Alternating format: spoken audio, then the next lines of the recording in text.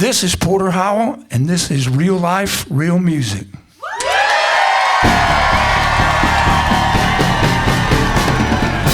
Real Life, Real Music Radio with your host, Kyle Hutton.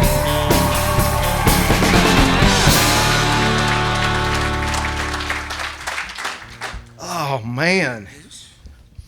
Porter. You know, Porter Howell first did Real Life, Real Music. We did this format at the Do-Si-Do in the Woodlands probably about 15 years ago, 15 years ago, pretty early on. And I guess he forgot about it because he said yes and came back again. No, I loved it. We're glad. How you That's doing? why I said yes. I'm good. How are y'all? I met some of you earlier. Thanks for that wonderful intro. Man, every bit of it is true. I mean, it was that very first video. How many of y'all remember the song by Little Texas? I think it was y'all's first big single. It was called Some Guys Have All the Love. Yeah. And man, there y'all were in all of your spandex glory. Playing country music. That's right. I love it. I was going to do a song first that kind of leads into that. Because you can imagine, how many of you knew Little Texas? Do you know? And those of you that don't, we might as well just say it right now, although you're going to have to wait a while to hear it. We were responsible for God Bless Texas, which is still, I co-wrote that song. So if you don't know Little Texas, some people don't these days, they know that song, especially in these parts. We came on the scene, and Kyle might have loved it, but there were a lot of older guard like your father that didn't. I get it. And they didn't, back then, thank God, we didn't have the internet to look at our reviews, because I'm sure there was some backlash. All we saw was the crowds getting younger and younger and really felt like we were onto something. And when that video came out, it launched things, Yeah. And then I'm going to fast forward to actually past God Bless Texas, to our third record, and we were seeing some of the backlash. We saw some reviews that basically dismissed the band because of the hair, and we didn't win an award that we thought we were in a line to win and stuff. So, not to get whiny right off, but it was more rebellious. We were like, hey, that's not exactly true, because we did look like that, but we were doing it all. We were playing on all of our own records. We were writing. We sang. These days, it's gotten to where I don't think there's a drummer in a band out of Nashville that's playing on the records. Yeah. Or it might be, forgive me if I'm speaking out of turn here, or he's actually signed to a record deal. So we were a very self-contained band. And we were sitting in the back of the bus one night talking about all that and trying to write some other song. And one of our guys said, yeah, sometimes you just got to kick a little ass, And we thought, as songwriters, and especially with a vehicle like that, you knew if you wrote something good, it was going to get recorded by Warner Brothers and get on the radio. So we love that. You got to kick a little. And one of our guys is really clever. He's actually a professor now. He said, unless you want to finish last, you got to kick a little. We knew we couldn't say ass because then we wouldn't get played on the radio. But y'all get to say it tonight, though. That's your part. Unless you want to finish last, you got to kick a little. Perfect.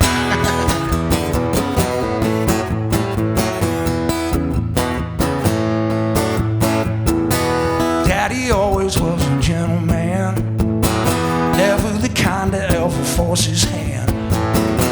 He would always be the last one to raise his voice. Somebody sing along. If anybody ever put us down, you can bet that we would stand our ground. He would tell me, son, sometimes you got no choice. You gotta kick a little, cause a stir. Sometimes you gotta make some noise to be heard. Remember that unless you wanna finish. If anybody ever tries to hold you back, you gotta kick a little, be tough. Not to let them know you've had enough. Remember that unless you wanna finish last, you gotta kick a little. Feels good, don't it?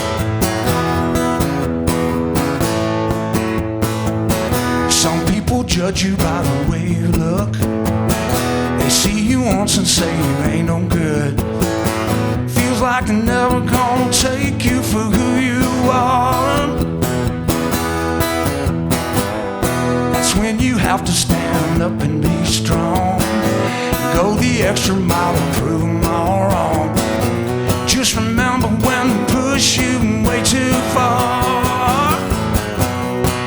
Yeah, yeah, you gotta kick a little, be tough. Got to let them know you've had enough. Remember that unless you wanna finish last, you gotta kick a little.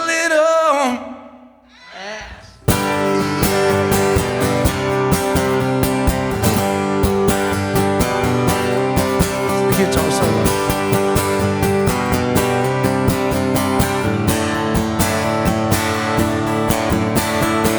You gotta kick a little, cause a stir. Remember, got some noise to be heard. If anybody ever tries to hold you back, yeah, yeah, you gotta kick a little, be tough. Got to let them know you've had enough. Remember that unless you won't finish last. One more time, kick a little. Yeah.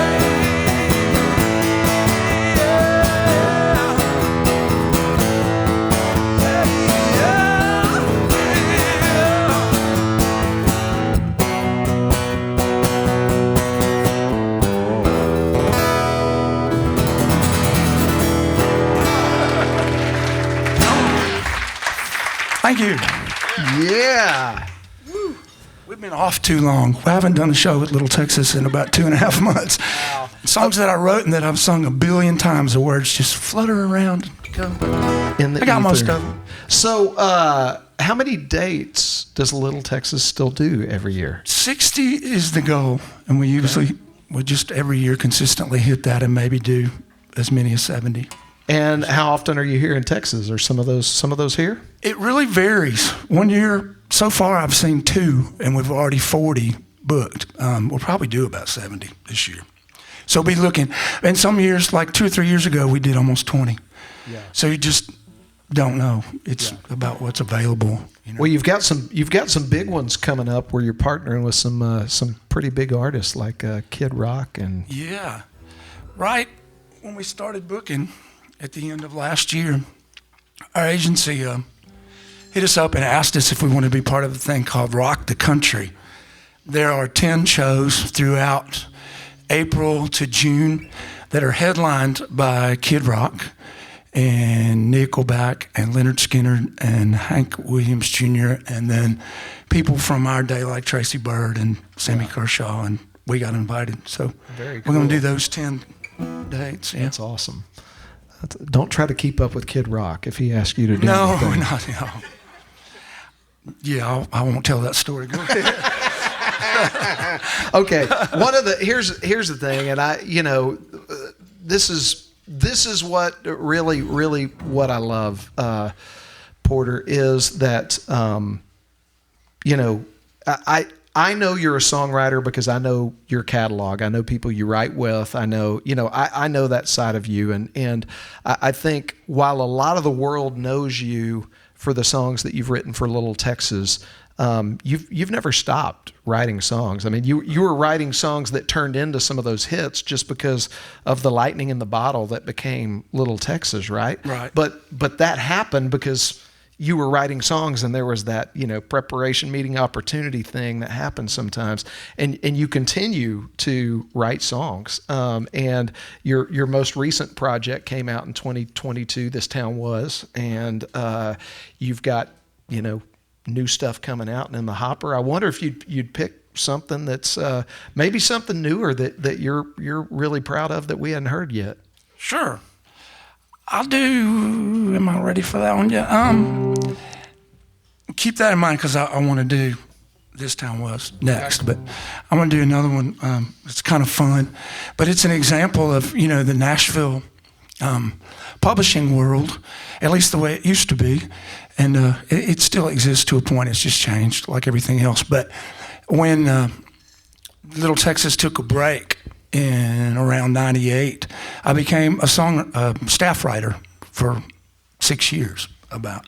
So I had some songs recorded by Montgomery Gentry, Trace Atkins, Ricochet, Jeff Carson, several others.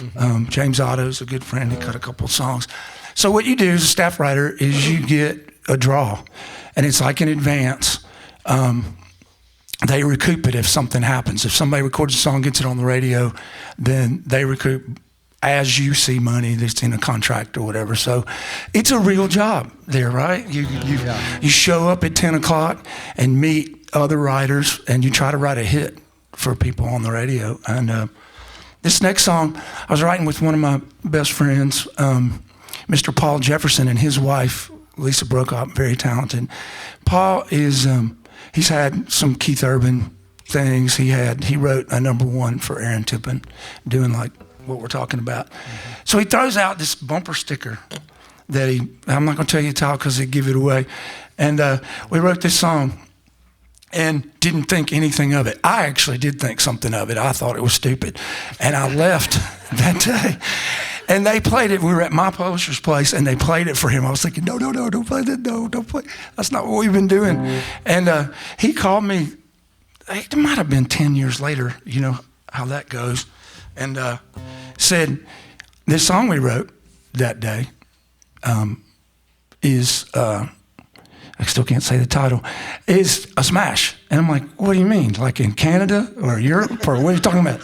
A smash. He goes, no, at the Bluebird, which is a Nashville tradition, the Bluebird. You know, Garth Brooks was discovered there, all that kind of stuff. Very much like this, very intimate. You play your songs. You go in on a Saturday night and you hear the guy that wrote The Gambler play The Gambler, you know. So I'm like, that's great, Paul. That's not going to make us any money or anything, but I didn't even know how it went. And he said, yeah, I changed it up a little bit, and here it is, and see what y'all think. And keep in mind, it was written, 12, 15 years ago. Some folks are fussing, some folks are fighting, some folks are crying about the stock market dying, some folks are itching, some folks are twitching, bitching over who's got the right religion. But somewhere they're singing, somewhere they're playing, they're turning up the music and getting things shaking. Just when the world's giving you the blues, maybe all you gotta do is put your left foot in, put your left foot out, kick up your heels and let your hair down. Don't make yourself silly trying to figure it out. Y'all, what if the hokey pokey is really what it's all about? And that was the bumper sticker.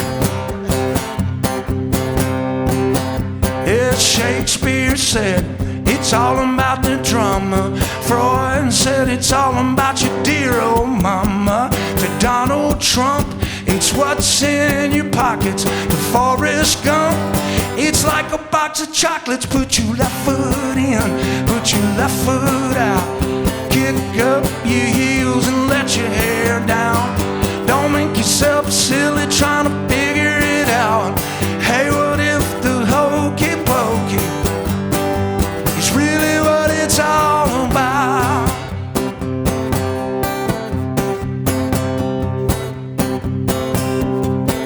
Well, Einstein said matter equals energy. Captain Kirk said, beam me up, Scotty. Oh-blah-dee, oh-blah-da, life goes on.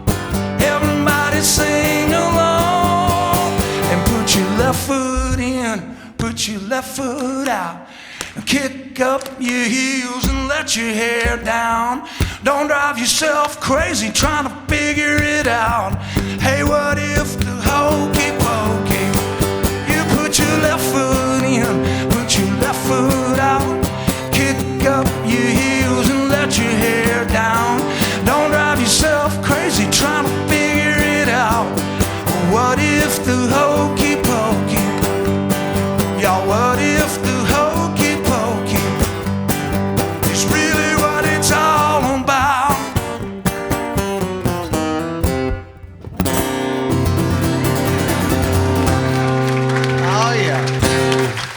go. A little fun. It's a fair question. What if that's what it's all about?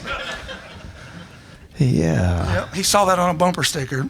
Came in. And, I like it. I like it. Okay, so Longview, Texas. Yes, sir. Longview, Texas. But as you let me know, you wanted to make sure that we knew that you had some, local pride as well, because you, for a short time, lived with your mom and dad over in married housing in the core dorms here at Texas A&M University when your dad was here at school. Yes, I lived here, I believe. I know I lived here, but I believe from 1 to 3.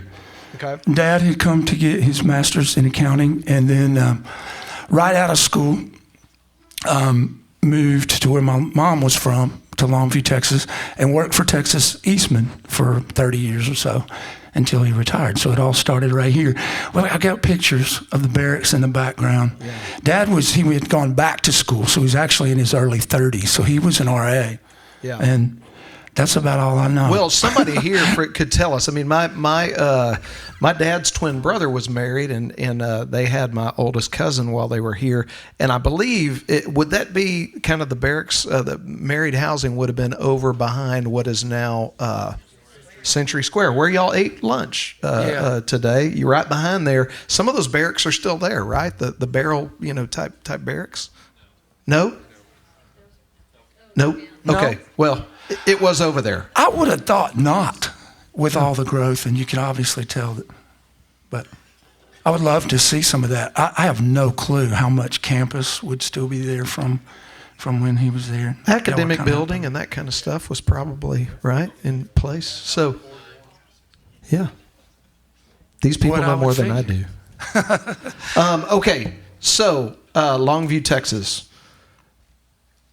I know something about you know something about Longview. About Aggies and all that, though. What? I know that an Aggie ring hurts when your dad pops you in the back of the head. There ain't no doubt about that. I always told my dad said, why don't you go in the Corps? I said, because when they shave my head, they're going to put you in jail for child abuse, because I got Aggie ring imprints all over the back of my head.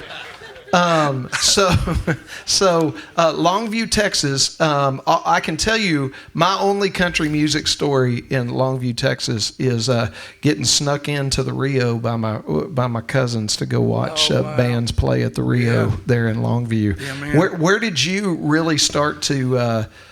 Was it when you were in Longview that you started to learn to play guitar and write songs? I did. Like any Texas boy, I was only cared about 2 things: baseball and football. Until I was 13, my mom wanted me to do something other than that, than a team sport. Tried to get me to play tennis and golf, and that didn't work. So my dad had grown up in southern Louisiana and attended and hung out with people that did the Louisiana Hayride. Wow. He had a guitar, looked a lot like this one, an old Gibson B25, and he could play 3 chords. So the guitar was laying around, and my mother said, "You're going to take lessons." It terrified me to be in a room alone with somebody, and just because of my own, shyness or whatever. But I did it because she got what she wanted. That's the reason my dad went back to A&M and got his master's degree, because of my mom. So I went to, if you get the picture, I went to guitar lessons reluctantly, learned the Beatles, Yellow Submarine, 2 chords, and my brain went, I mean, it absolutely exploded. I went into that lesson not realizing that you mashed the strings down to get different tones out of them. I thought you muted them because that's all I could do, And I really did not know. I loved music because of my parents and my dad, but I didn't know anything. And it was just like it was meant to be in my hands. In a year and a half, I knew every solo on the Kiss Alive record. Oh, come on. Year and a half, 2 years. And then a teacher picked up on that, and I joined a school group that they had then. Wow. It was that kind of you had to audition, 4 girls, 4 guys, in a rhythm section. Wow. And that's what I do. I tell people I started that when I was maybe 15, and that's what I still do. Well, do you want to play us something from the Kiss Alive record, or from This Town Was? The new Porter Howell project. Let's go back to This Town Was. Wait, no, with that in the air, let's do the the song I'll probably forget half of, but I'll try it. And then we'll go back to Perfect. it. I want to do that song.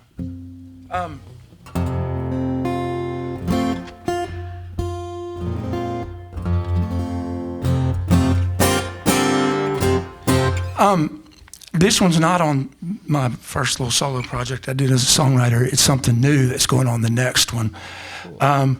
It was inspired by Longview, by growing up there. And the fact that even yesterday, I swear I'm not just saying this, I about teared up. Just the landscape between Austin and here just still feels like home so much to me.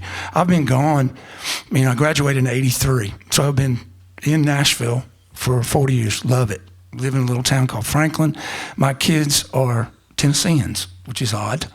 I used to think it was just, all Texans, as you know, are proud of our state, But it really is like this connection I have to the land. My family, my great-grandfather amassed a lot of land, and we had a ranch, mineral rights and all that kind of stuff. So it was a part of my family. And I can just see those pine trees, and it's like, this is home, even though my home has been somewhere else for a long time. So I wrote this song. Every word of it's true in some way or another.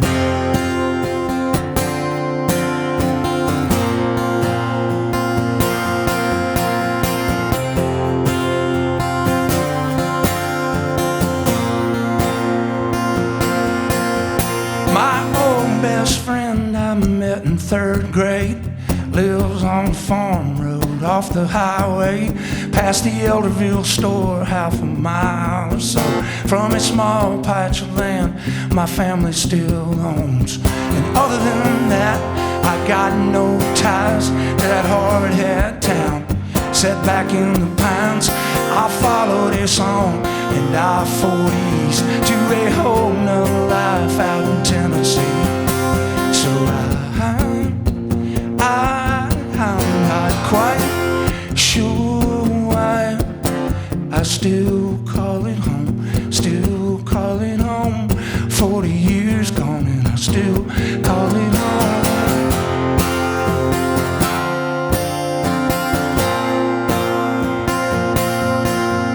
Well, my little sister, she moved on too, off to Dallas like a lot of folks do.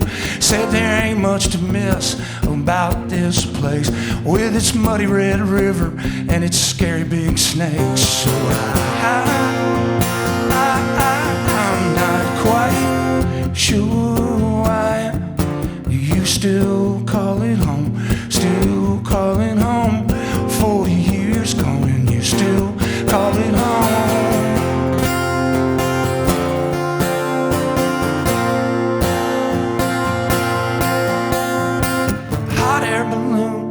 Cloud-rich sky, horse-eating watermelon laugh till you cry. Pizza King parking lot packed in food, the way all the people don't take no bull. My great aunt and my grandmothers playing poker, passing quarters back and forth to each other. Mom and dad singing them same old songs. Swear I still hear them even though they're all gone. So I guess that's why I still call it home, still call it home. 40 years gone and I still call it home, still call it home, still call it home. 40 years gone and I still call it home, still call it home.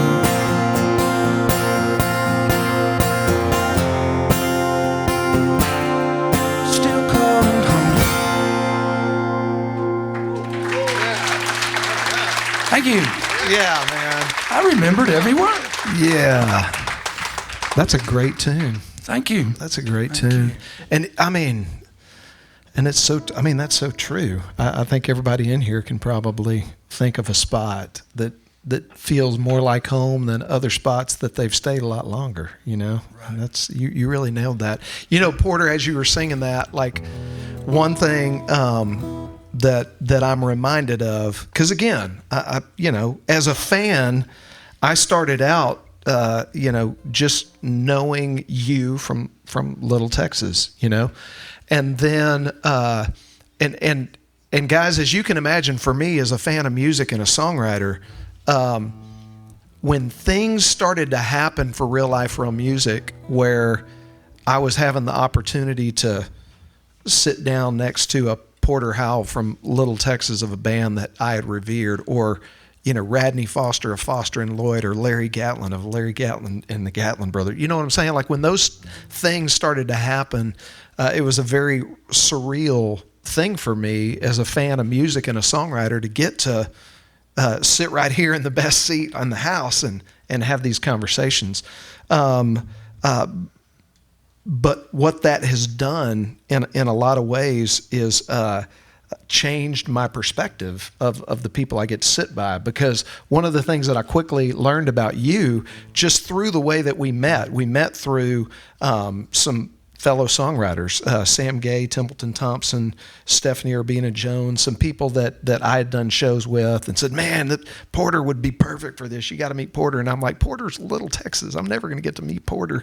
And then one of the first ways that I got introduced to you was through that group of people that for a season at a time, y'all were kind of all linked together because y'all were working on a project together that had to do with some pretty deep personal stuff that everybody had gone through from a recovery perspective and that kind of stuff. And getting to hear some of your story about the success of Little Texas and you kind of dealing with some of your own things and your own demons and that kind of stuff was it just really opened my eyes to like, hey, all these people that I can put on this pedestal musically are real folks, and most of them have really big hearts, and we just got to see yours in that last song. And I just wanted to tell you that's my experience of you, is going from just being a fan of you in a band, looking cool, being the rock star, to hearing what you have to say and hearing what's going on in your life, and that, because of the impact it has on mine,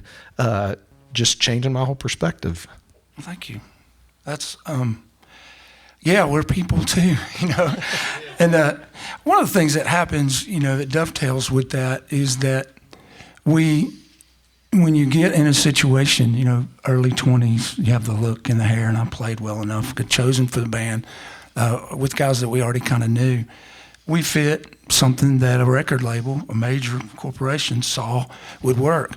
And it becomes the minute we got successful and stuff, you realize, we had a producer, James Stroud, who produced everybody from Clint Black, Laurie Morgan, all kind of people, ran a couple of labels in Nashville. The night before we went in to spend Warner Brothers money the first time, he said, after tomorrow, you'll be a product. And I don't mean that bad. You just are. You answer to people. Yes, it's your dream, your artistry, but it becomes commercial, So we're sitting around, like we wrote Kick a Little and God Blessed and all that. So it was some, personal experience there, like we were angry, the one thing, and there are pretty women in Texas, so you're looking around, it's personal experience. Yeah.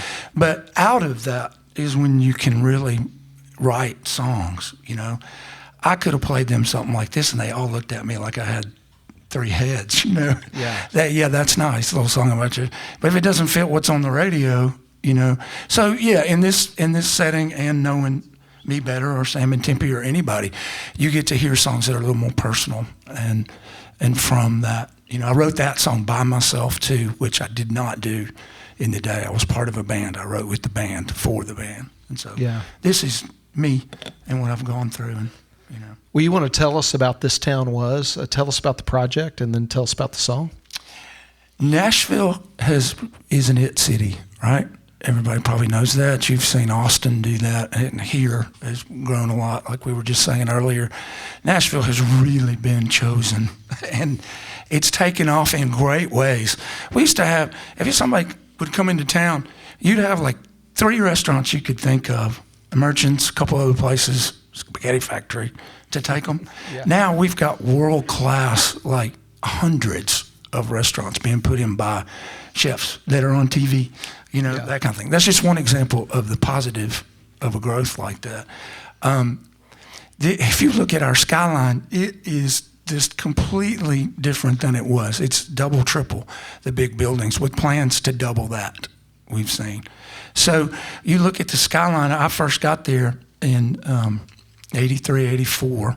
I went to a little college back then. It's a university now on Music Row called Belmont. It's one of the premier music, a lot of people are done because there's a lot of music artists, a lot of people in the business. So I got to Belmont. Then I got lucky enough to be part of a record deal. So I got to meet songwriters. I got to go eat where they eat, got to hang out. You're talking about learning. Yeah. You learn you're supposed to write a hit with these guys, and you learn they're just dudes too, and they go to the same sandwich shops, which have been bulldozed and flattened, you know. So it's really odd to see the town go through that, and it's a very much a conversation that a lot of us have, because the stuff that where we used to hang out is gone. The publishing companies, the studios, a lot of that's changed. And so for a while I was thinking I wanted to write a song that based on no title or anything, just that emotion, just the observation and the conversation a bunch of us were having. And around one summer, it finally just kind of clicked in. I had 3 working titles that were bad, and then I finally came up with the right one. And it kind of spit out after that because I'd been thinking about it. One aspect of the song is that why do we take something with so much charm? That's what brings everybody there, right?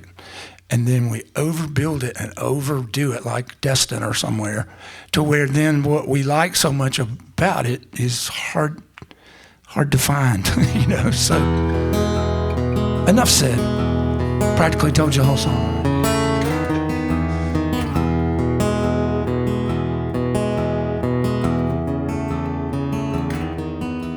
This town was 2 one-way streets where dreams could find a way to fly,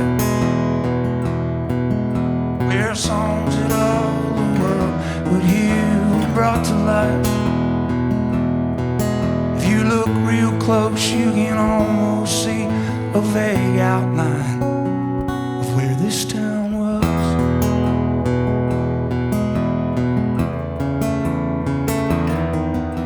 This town was a whole lot more than just a trendy place to go.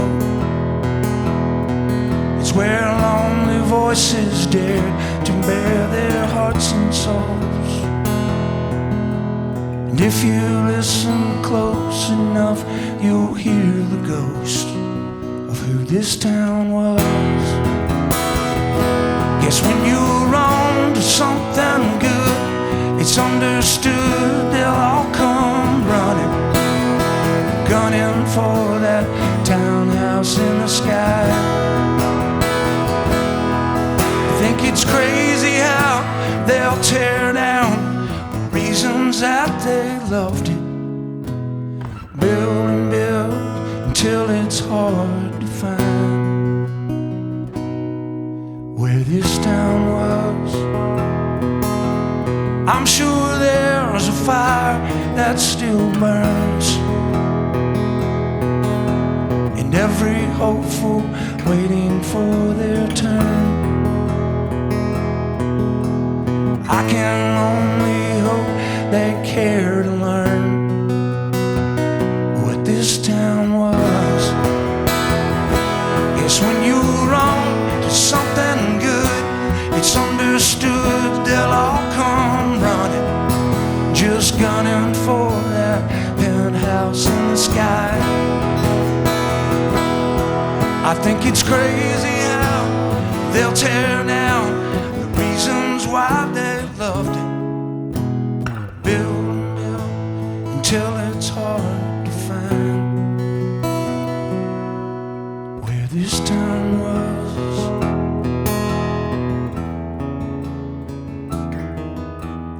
This town was 2 one-way streets where dreams could find a way to fly, where songs that all the world would hear were brought to life. If you look real close, you can almost see the old skyline where this town was.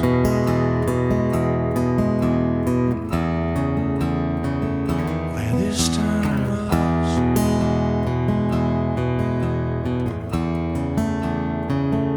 Where this town was. That's a great song. Okay, before I forget, I just got a text to remind me, but I need to get a liner for the radio show before we get too far and I forget. So you will say, this is Porter Howell, and this is Real Life, Real Music. Okay. And then you guys are going to go absolutely nuts, okay? For about 4 minutes, and then I'm going to...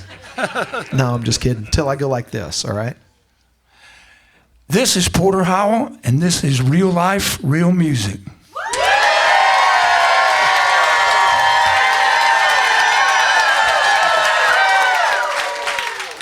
That was great. Let's keep that up. Every time I finish a song, we do that. That was Hold awesome. up the applause thing. That was Yeah, okay. So speaking of towns, you took a walk around Bryan, Texas today. Tell us a little bit about that and what you found and reminiscing and all that good stuff. Century Square, right? Yep, that's right down the road. We drove around. I know what you're talking about. We drove, and because we had a little time to kill, so Michelle's right over there. Say hi, Michelle. She's now mortified. She's back there. Because we went and saw signs for downtown Bryan, so we went down there. And I am a huge Live Lovett fan, for real, not casually. When he came out in around 88, I was just coming out of Belmont Music School and thought that was, from Texas, but I didn't know him from there. But thought it just resonated big time. And he I've bought everything since and all that. So one of my favorite songs ever was This Old Porch by, does everybody know it? I love it. And Robert Earl Keen had written it, which is the first time I'd ever seen that name back in 88. The first verse is about the brown and white or black and white Hereford bull standing under the shade tree, sweating and panting because his job is never done. The second verse sounds like the most delicious enchilada you've ever heard in your whole life. Steamy, greasy plate of enchiladas, and you can get them down at the LaSalle Hotel in old downtown with an iced tea, and a waitress that would smile every time. And I always wanted to go there and have that greasy enchilada and meet that waitress who would probably call us Hun or Suge or whatever. And dang if we can go down there. And this old porch is like the Palace walk-in. Yeah. Hadn't seen a poster since Giant came to town or whatever, the day of G and R and X's, which took me a while to figure out what that meant, the ratings or whatever. I didn't know the Palace Walk-In was a real place. So we went by there, and I read Michelle and quickly looked at the lyrics. I thought, that's the Palace Walk-In, and that's the LaSalle Hotel. She says, should we get a steamy, greasy plate of enchiladas? I said, I don't know if they still do that. He wrote the song in 87, probably. Or whatever. I don't know. That's very do they still cool. have great enchiladas? Oh, yeah. Do they serve enchiladas at the LaSalle? I don't know. It's a Marriott now. It still says LaSalle Hotel.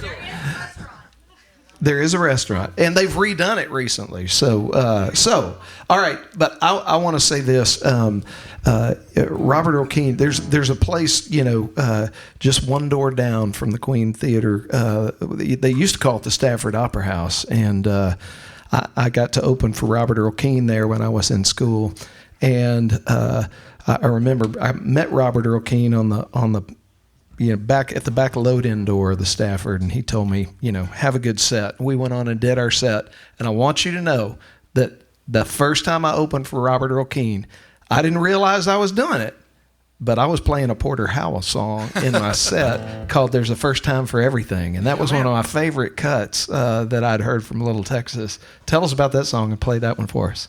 All right.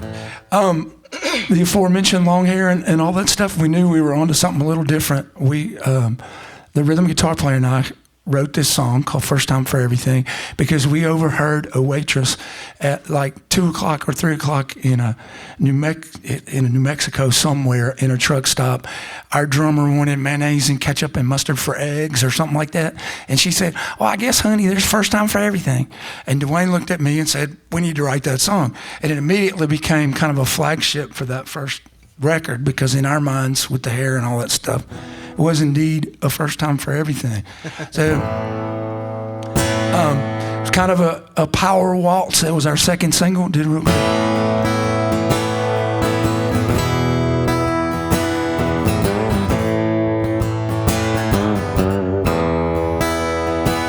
I don't stay out all night. I don't close down the bars. And I don't make a fool of myself. And I don't drink too much, don't get too loud, and I don't ever raise too much hell. But there's a first time for everything. Since you said goodbye, there's not much of anything that I haven't tried to somehow get over you. There's no telling what I might do, as if I've learned anything. There's a first time for everything. I don't call up old flames. I don't have a black book. And I don't spend all my time in the past. And I don't wake up with strangers, 'cause I don't sleep around. No, I don't believe in love that won't last. But there's a first time for everything. You said goodbye, there's not much of anything that I haven't tried to somehow get over you. There's no telling what I I'm learning anything. There's a first time for everything. Yeah. If I'm learning anything, there's a first time for everything.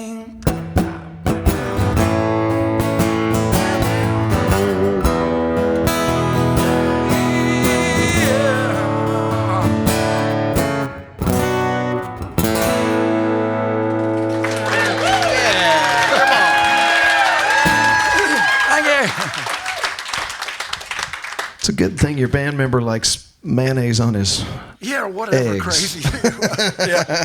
First time for everything. That's wild. So in the biggest heyday of Little Texas, like what was the most shows y'all did in a year? Because y'all were beating the road hard.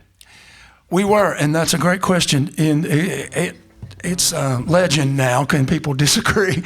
But that first year when Some Guys came out, we were already playing in bars and like Borrowed Money and in Dallas area, Plano is what I was trying to think of, and just all over. We'd played in Atlanta and all this, so we had a network of bars, and we were also really good with people. So our label and our agency just set us up in club after club after club. And that first year, it's legend that we did like 300 shows or something like that. That's a lot of shows. Promoting that record. And the label didn't spend near the money. I almost want to say not a dime. We didn't have the tour support that a lot of acts do. A lot of times you don't have that that kind of foundation built already to to where you've got nothing. Nobody knows you. So they have to pay a lot to get you on, to radio and get a bus. And we already had all that. And so they just used that. And we visited radio in every little town and really helped set the fire, Yeah. Wow. Grassroots kind of. Well, when it took off in a big way. It did. It's wild because the First Time for Everything record has 5 singles on it, and they all did good. But they did well, and the album went gold. But back in the early 90s, that was good. You definitely weren't getting dropped, and you were in the game. But I remember our record label head putting his arm around a couple of us and said, "Boys, you work hard. You're doing great. I don't know what this next album, I've heard it. It's great." It was right before the Big Time record. He said, "You're one song away from things blowing up. Just stay at it." And then the next song was what might have been. The next was God Bless Texas. The next was My Love. All 3 number ones. The album went triple platinum. And he was right. Wow, that's crazy. All right, I've kind of been leading you all over the place, asking you questions. What do you want to play for us next? That's funny you should say that. I was hoping you'd say that because this is out of the blue completely. All right, I like it. But I have to play it. Just a little personal. Try not to go on too much about this, but I got to say enough to set it up. I found myself single after a combined 2 marriages of almost 28 years. So I was in my early 50s, and I don't drink. I've been sober 26 years. This December, when the band ended, so did that for me, which I'm very grateful for. And I don't go to bars. I don't meet people when we go tour. I don't want to do that. I have kids in high school at this point. And a friend said, "Why don't you try Bumble?" And I said, "What's a Bumble?" Online dating. I'm like, I've already did that a little bit. I'm not doing that. It's great, but for me, again, there's this extrovert, but there's an introvert in here too, and it was just wild to me. So eventually, I kind of gave in, and they told me Bumble's really classy. It's the way to go if you do it. So you got to fill out your stuff, and I didn't know what to say. You see a picture of a long-haired guy with a guitar, you think, even in Nashville, you think, waiter, which is not bad. But I'm 51 years old, so, So here's a part of the story, too. I'll try to tell it in a good way because it's a funny part of it. But I had come out of the second marriage. It was 7 years, and it didn't end well. And I signed up for, like, eHarmony, which you have to pay for and stuff. And then, well, we'll go. If you pay for it, it's got to be better, right? So first person, long and short of it is you fill out the psychological thing or whatever, and it matched me with my brand new ex-wife. Seriously. That's awesome. I got my money back. I seriously did. That day, I went, no, let's try Bumble. So, and I actually did it once. I put all my stuff up there and then was on there like a week or two, didn't match with anybody, and took it down and wrote this song about, Kyle could tell you songwriters are going to look at a thing like internet dating and write a song about internet dating. No, there's an aspect that stuck out to me that I thought was fun, that I thought was really funny.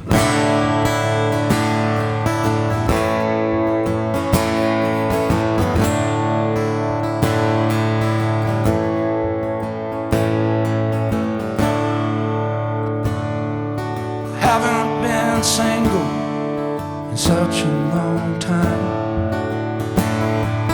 Friends say that these days we all date online. So I fill out my profile, to hell with the dangers. Upload my photo and go swiping through strangers. She seems attractive with some nice looking kids. There's pictures of places and things that they did. So I venture further with a newfound conviction. Trying to find where to click to get a detailed description. It says she's divorced, 5'7", athletic in tone. trying to find her perfect match. She's honest, loyal, outgoing and kind. Sounds like one hell of a catch. As impressed as I am, it occurs to me there's at least one man out there who might disagree.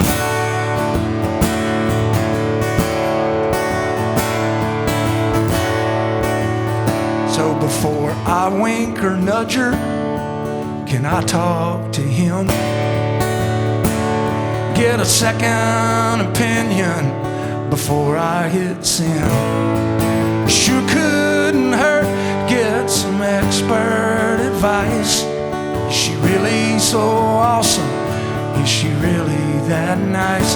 Or will I drown in cold water once I break the ice? Says she's divorced, 5'7", athletic in tone, just trying to find her perfect match. She's loyal, outgoing, honest and kind. Sounds like one hell of a catch. As impressed as I am, it occurs to me there's at least one man out there who might disagree. Insightful, passionate, innocent, caring. What you get is just what you see. But I swipe to the left and I think to myself, I can say the same things about me.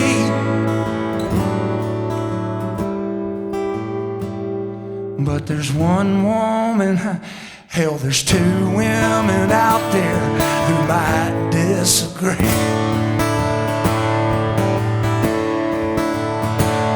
Would you believe there's more? So if we do meet for coffee, what happens next might just end up being each other's next ex. Back online saying how sweet we can be, with one more soul out there who might disagree.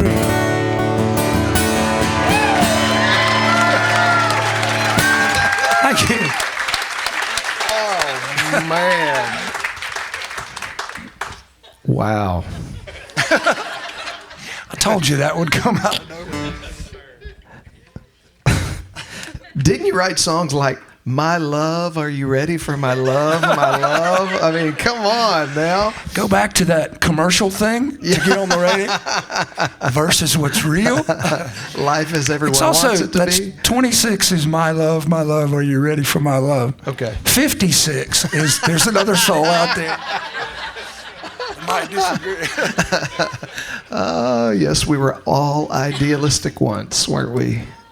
That's great. Are y'all having a good time so far? Is everybody doing okay? All right. All right. So, man, I'm going to ask you about one of those big old monster hits, those monster little Texas hits. That the first time I heard it, I was like, this is like an amazing power ballad, country power ballad, a song that you wrote called "What Might Have Been." Yes. Tell us about that one. That song is like iconic. Like, where did it come from? How did it? Was it another waitress in a little town somewhere? Where'd that one come from? It just kind of came from just amusing and not too personal, but like the choices that we make, even at that age in my late 20s. I was in a young marriage. Hadn't had Hayden yet. No, not yet. But just wondered, about choices and how huge they can be, and especially when you get older, you look back and say, wow, if I hadn't have gone to Nashville, which I didn't, I almost backed out and came home. You know, those big choices in where they lead. Had I not gotten with my first wife, Angela, my 2 kids wouldn't be Hayden and Lauren, you know. It's that big, really. And we had been in Las Vegas for the better part of 2 weeks on the early part of just the absolute rocket ride. Our label was out there. We shot the video for First Time for Everything at the Hoover Dam. We opened for Clint Black, who was huge at the time, so it was a big deal for us to get to open for him at Caesar's Palace during the rodeo finals out in Vegas. And we were leaving on this ratty bus that we had that smelled like diesel. I swear I have radio station T-shirts that still smell like that bus in my stuff somewhere, archives. But so it was a whirlwind, and we never drank things. I drank beer and maybe made margaritas in a blender on the bus, but somebody had, for whatever reason, a bottle of scotch. And we started drinking that, and I played like one of the guys, it might have been Brady, just a little bit of a melody that I had, and kind of like, the thought of what might have been. And it was an example of it just blew up in his head. We grabbed O'Brien on the way back to the bus. We wrote that song in one session. We called the guys back, and they worked up the vocals, which weren't that easy. They were a little more trickier than a lot of stuff we did. And we played it the next night in Oklahoma where we were going. Really? We knew. I mean, the only thing you didn't know is it was such a guitar ballad. It was just me and them. Could the guys make, our producers and people make a hit record from it? But they did. We were in one quick thing about it. We hadn't released it. That album, First Time, we were shooting a video for the title track, so it was brand new out. It came out like a couple months later. So we had to wait a whole cycle to record this song. So we played it. We opened for Travis Tritt. We were up in New England somewhere at one of these roundy round things where you go around and around and you see the same people, but you go, it'd be like I'd see y'all and then I'd go back and then come back around and And we played that song and we ended it. And we all used to kind of bow down. And we're in Long Island. We hear this woman scream, "Straight up the charts!"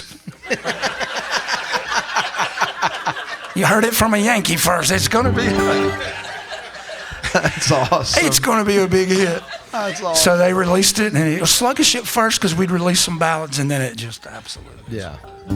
I'll try to get through it.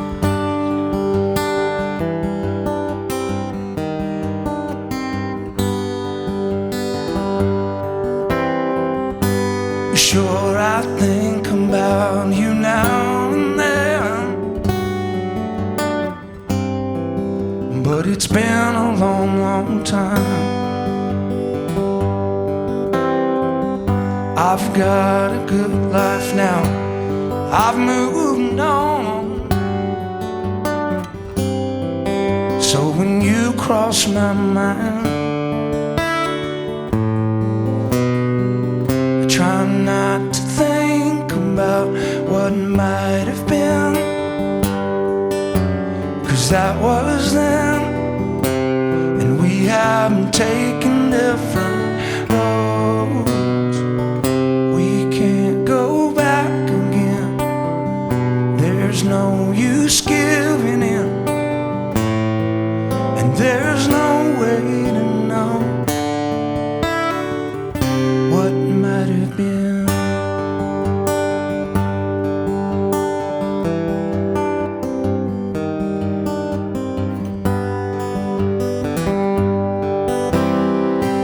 We could sit and talk about this all night long and wonder why we didn't last. Yes, they might be the best days we will ever know. We'll have to leave them in the past and try not to think about what might have been, 'cause that was then, and we haven't taken different different roads. We can't go back again. There's no use giving in, and there's no way to know what might have been. Same old look in your eyes. It's a beautiful night, and I'm so tempted to stay, but too much time has gone by. We should just say goodbye and turn and walk away.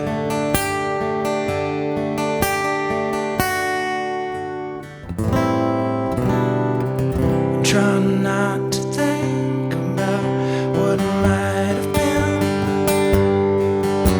'cause that was then, and we haven't taken different roads.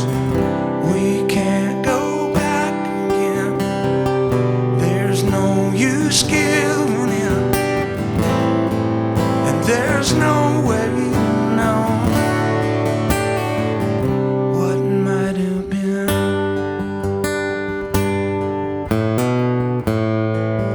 No, we'll never know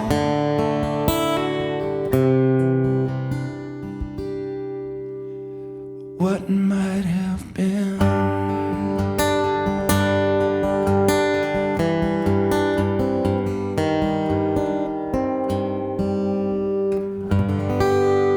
Straight up the charts. Straight up the charts. I love it. I love it. You know, you were playing that song, and I was looking at Kylie Wren from Blue Forge while you were playing that song, and he and I kind of had that connect, and we were both dancing with our hopefully soon-to-be wives at the Hall of Fame, I'm sure, with that song playing, going, man, can I convince her that I'm the guy? Can I convince her? Man, what a great song. How many people danced to that song back in the, oh yeah, come on.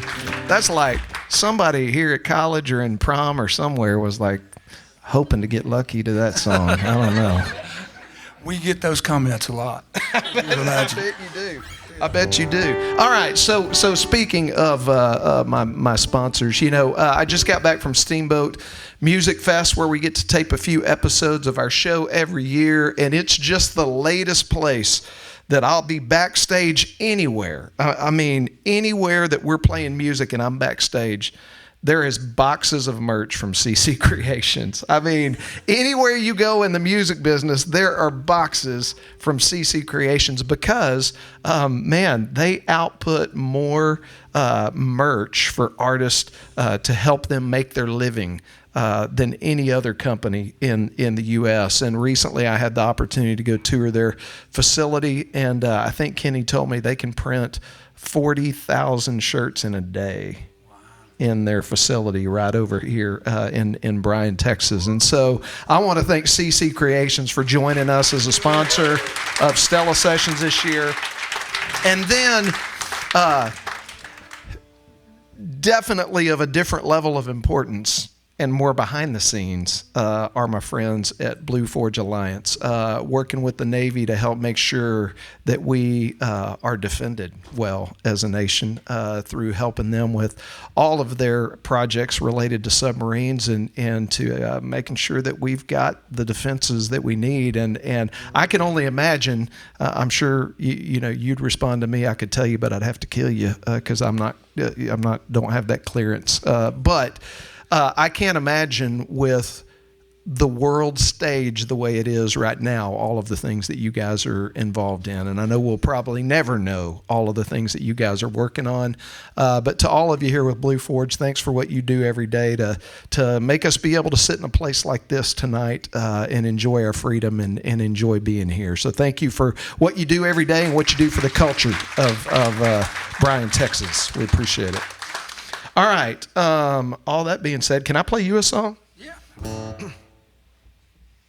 First off, y'all hadn't seen this guitar yet because I just got this guitar today, and it was built for me by my friend in the audience, Mr. Trey Clements. Do y'all know Trey Clements of Clements Guitars? This is the JDC. I think it's number 3. Is this number 3? Oh, this is number 2? Oh, hell yeah. I like that. The first one of these is over in the presidential library. Trey was commissioned to build it for the 41 at 100 celebration. So it's sitting over there. If you get a chance to go through the library, check it out. But I got this guitar today, so don't... Are we good here, Manny? Yep, I got to turn it up.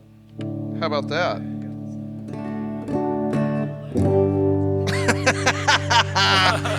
Thanks, Trey. Comes with the owner's. It comes with a smart-ass owner's manual.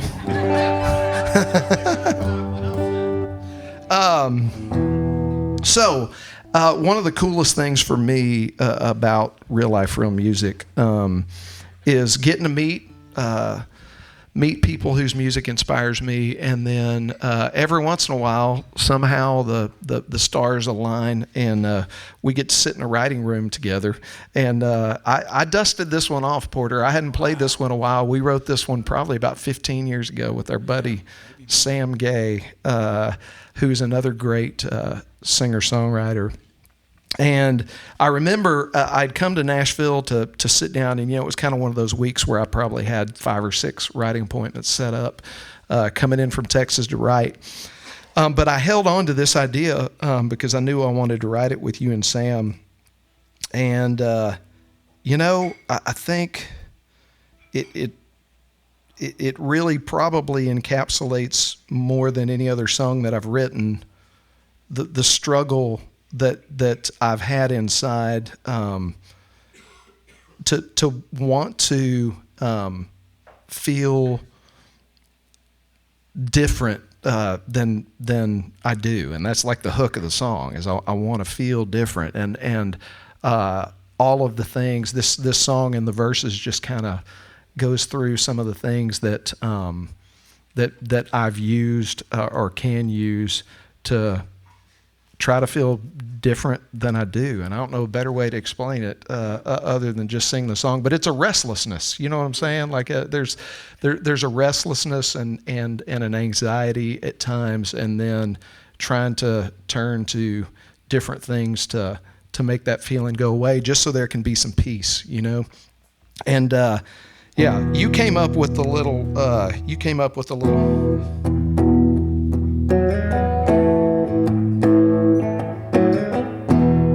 And by the way, these JD's guitars play really good if somebody's that is playing it that really knows how to play it well.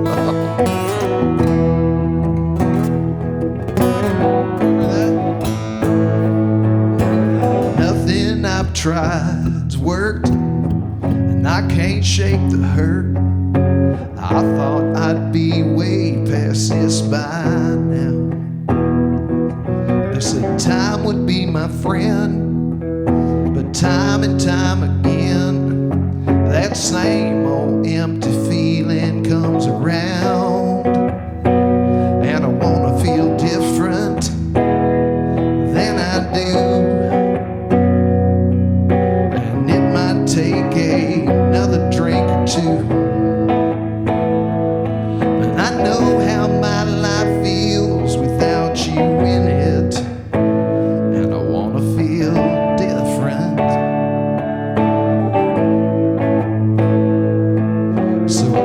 Search for truth to a midnight corner booth. I thought I'd have a few to ease the pain. They said it helps me to forget, but that ain't happened yet. Yeah, I'm 6 rounds down and I still feel the same. And I wanna feel different than I do. Take another drink or two. And I know how my life feels without you in it.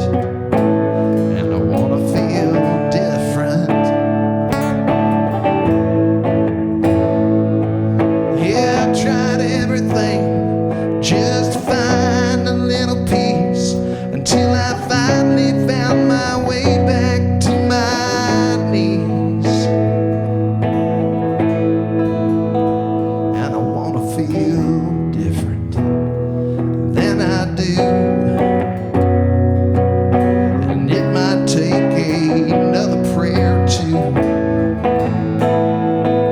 Yeah, I know how my life feels without you in it. And I wanna feel different. I just wanna feel different.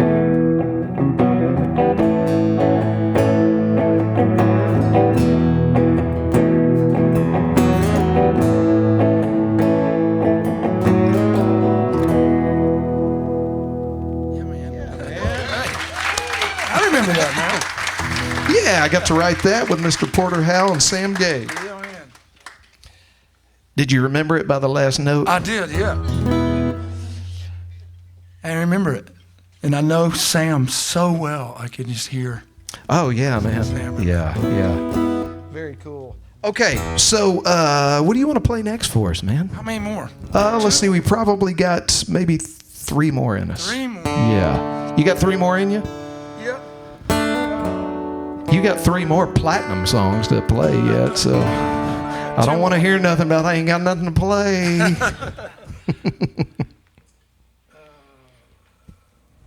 How sad do we want to be? Oh, well, we like sad songs. We'll end with something upbeat, but make us cry first. So I'll do 3 more, right? Yes. All right. So here's the sad one. I wasn't going to do, but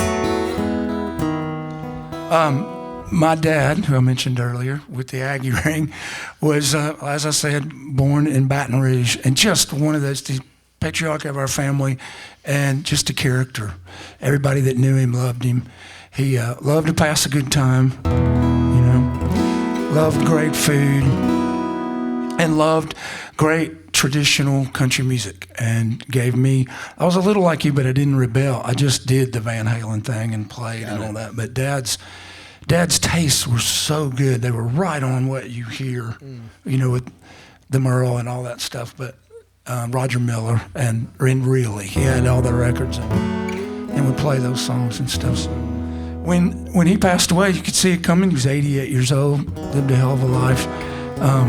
But what I didn't see coming was that part of me and part of every day would be so missing, you know, and just the little moments. I thought about you today. It's funny how that happens. Think of some old thing we'd say. I swear I hear you laughing. I fight back a tear, 'cause life without you here is still a little strange. Probably always feel that way. But I thought about you today. Around the time you called me 500 miles away to share a morning coffee. You'd ask about the kids, the crazy music biz, make sure we were okay. God, I miss those days. Guess I took for granted all the things you were. Life goes on, but there are great big holes in the places you used to be. Thought about you today and all the lives you touched. I bet you're amazed to know you'll miss so much. Plain and simple truth, it's just you being you, made the world a better place. Well, Dad, anyway, I thought about you today. Yes, I took for granted all the things you were. life goes on, but there are great big holes in the places you ought to be. I thought about you today. It's funny how that happens. Think of some old thing we'd say. Man, I swear I hear you laughing.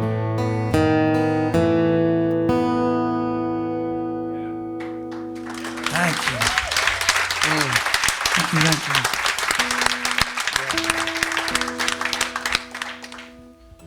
I wrote most of that. I wrote that one too by myself. I wrote most of that pressure washing. So if you ever want to get creative, pressure wash your driveway. There's something so satisfying about pressure washing. There is, and you can lose yourself too because you're not going to mess it, Yeah. But have you ever taken it across your foot? Yes. I think I did during that. Not a good deal. No, the way my brain works, I'm thinking about a song, I had tears in my eyes. I washed the dirt off my foot.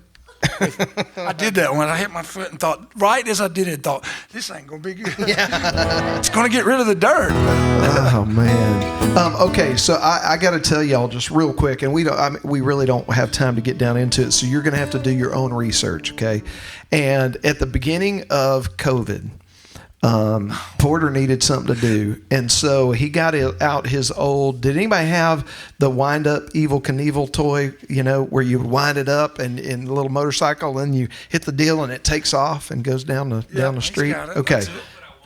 Yeah. Well, okay. You can still get them actually, and so Porter at the beginning of COVID started just doing little jumps. Okay. And now it's like dude perfect. I mean, this guy jumps stuff through things and jumps it further and hooks a drill up to it to see how far he can make it jump and all this kind of stuff. And so if you go to Instagram, what is it again? It's Porter's Evil Jumps. Porter's Evil Jumps. EVEL as in Evel Knievel. Porter's Evil Jumps. You go to Instagram and check it out. And how many views do you have now? There is a video on Facebook on my Reels with 50 million views. It's a 20-foot front flip over like 20 toy trucks that I put to Sammy Hagar's song.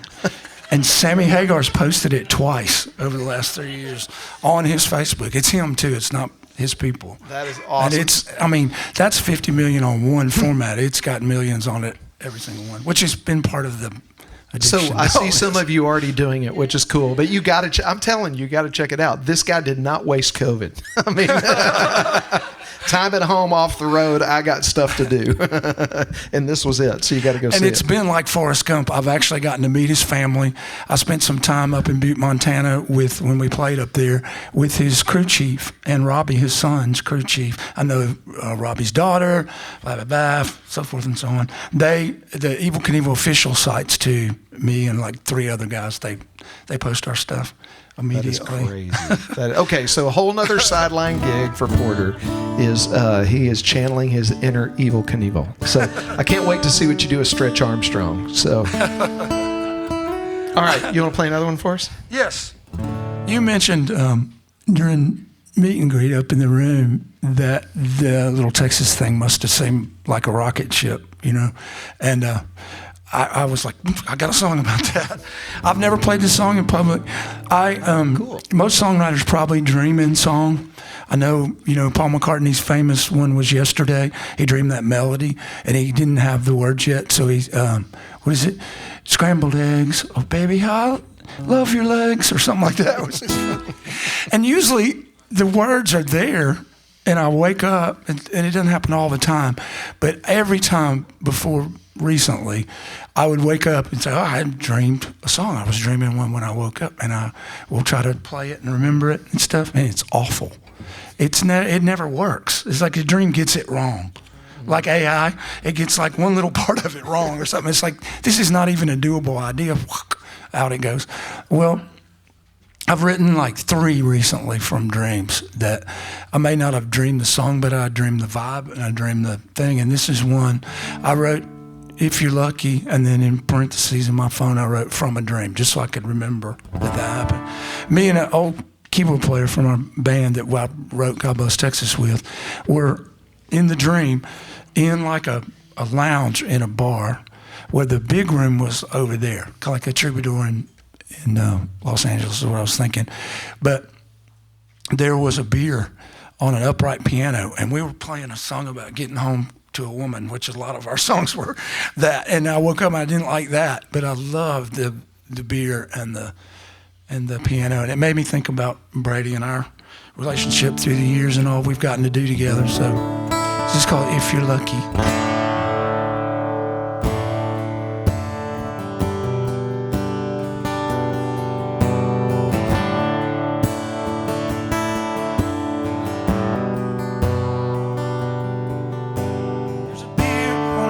With a cigarette in it.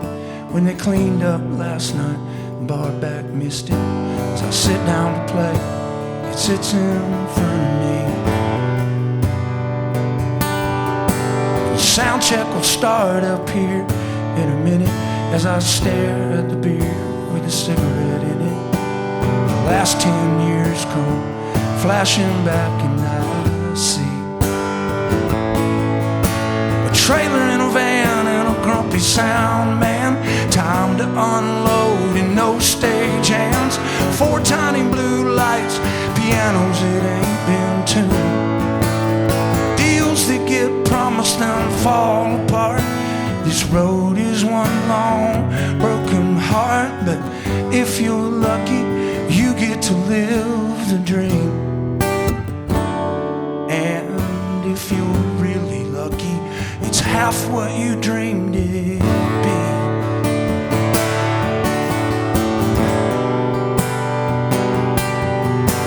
Bartender looks like a ghost from the past as that beer disappears with a clink in the trash. A loud kick drum means it's time to rock and roll. There's an after party here for this band of brothers. Win this Grammy and maybe we'll speak to each other. Fame and fortune sure can take its toll. And it all started when that first song charted. First few years were one big party. Like a rocket to the moon, you get in and hold on tight. But what goes up does come down. Sooner or later your star burns out. But if you're lucky, you get to live the dream. And if you're really lucky, it's half what you dreamed it'd be.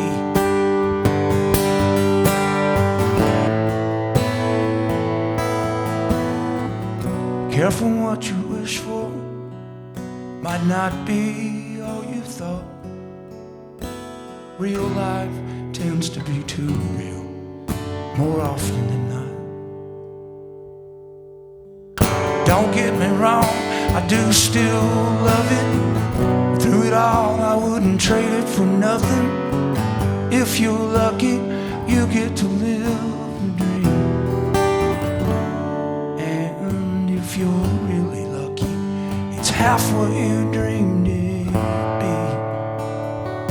That's fine with me, just fine with me.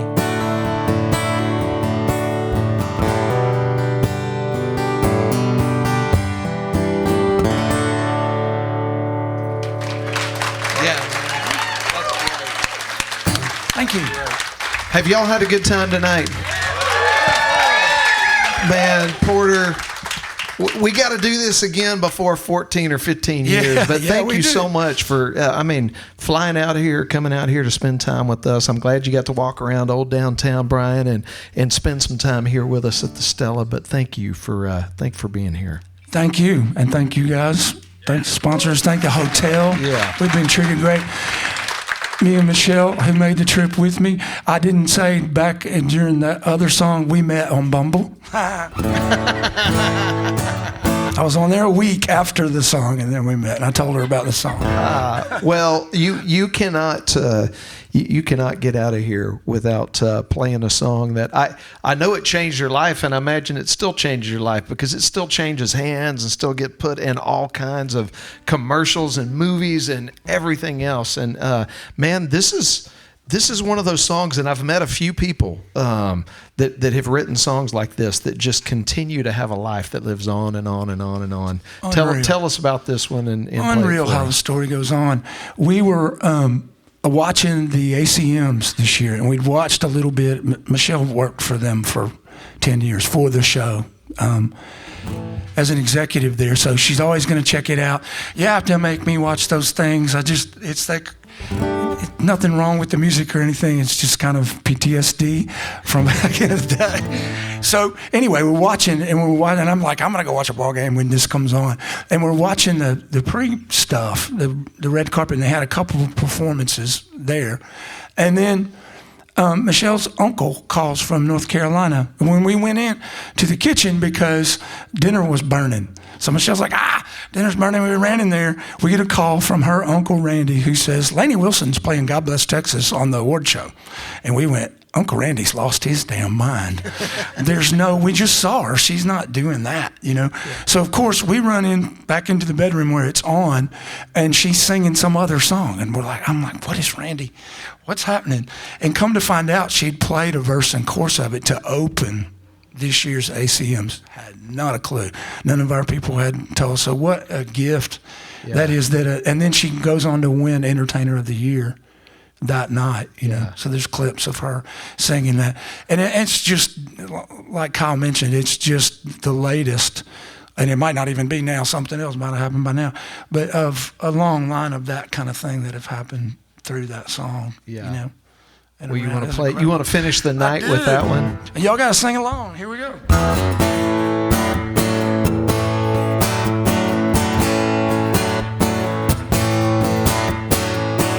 I've seen a lot of places. I've been around the world.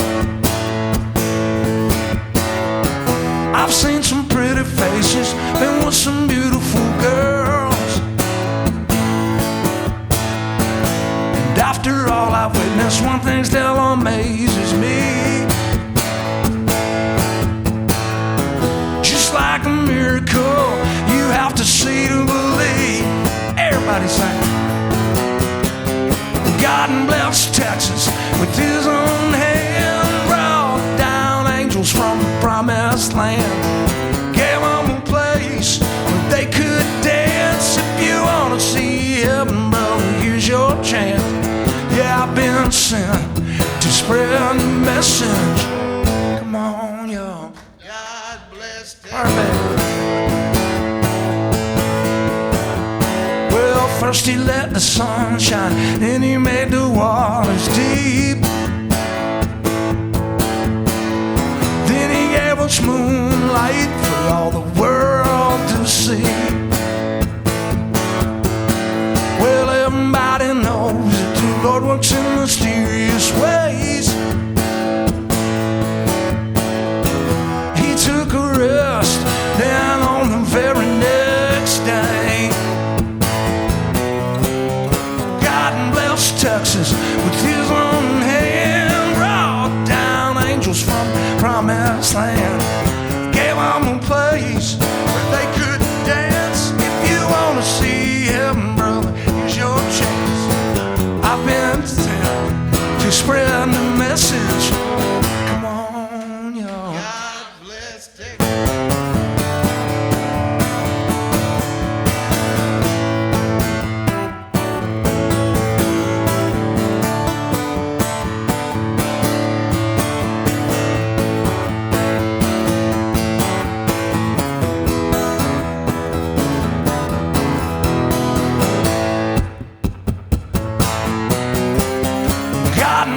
Texas with his own hand. Brought down angels from the promised land.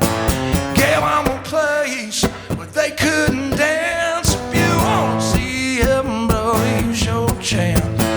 I've been sent to spread the message. God bless. Here I've been sent to spread the message. One more time, y'all. God bless Texas.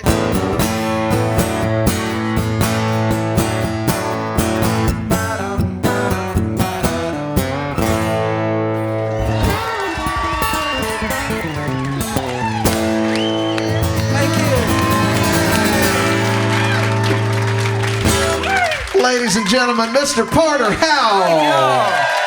Thank you. Thanks a lot, y'all. Thank you. Thank you, sir. Thank you, man. Thanks a lot. Thank you guys for being here tonight. Thank you again, Stella Hotel, Lake Walk, Destination Bryan, Blue Forge Alliance, and CC Creations. We'll see you next month for my buddy, Mr. Trent Wellman. So y'all be ready to hear some great country music. You will not be disappointed. Be safe, and we'll see you next time.